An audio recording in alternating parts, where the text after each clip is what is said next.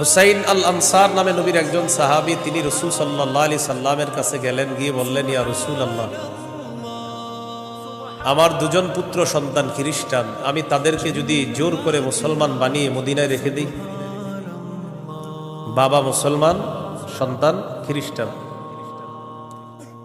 রাসূলুল্লাহ সাল্লাল্লাহু আলাইহি সাল্লামকে বললেন, আমি আমার দুই পুত্রকে যদি জোর করে মুসলমান বানিয়ে রেখে দেই, তখন আল্লাহ তাআলা সূরা বাকারার 256 নম্বর আয়াত নাযিল করলেন, লা ইকরাহা ফিদ্দীন।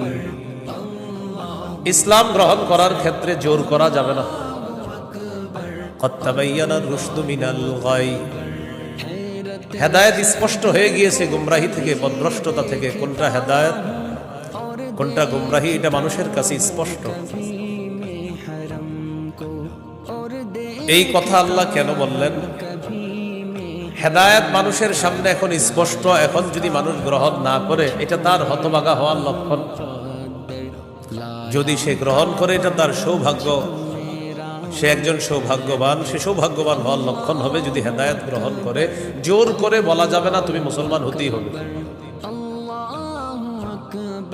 ফামান ইয়াকফুর বিত-তাগুতি ওয়া ইউমিন বিল্লাহ ফাকাদ ইসতামসাকা বিল উরওয়াতিল ওয়াসকা লা ইনফিসামা লাহা।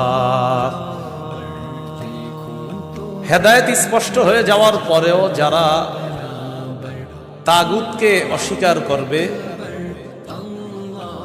আল্লাহকে যারা বিশ্বাস করবে, হেদায়েত আর গুমরাহি দুইটা স্পষ্ট হয়ে যাওয়ার পর যারা তাগুতকে অস্বীকার করবে তথা পথভ্রষ্টতাকে বর্জন করবে, ওয়া ইউমিন বিল্লাহ, আর যারা আল্লাহকে বিশ্বাস করবে, ফাকাদ ইসতামসাকা বিল উরওয়াতিল ওয়াসকা,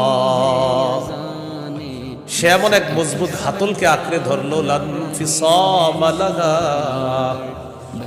যেই মজবুত হাতল কখনো ছুটে যাওয়ার সম্ভাবনা নাই। এমন এক মজবুত হাতল, যেই মজবুত হাতল তাকে জান্নাতে পৌঁছায়।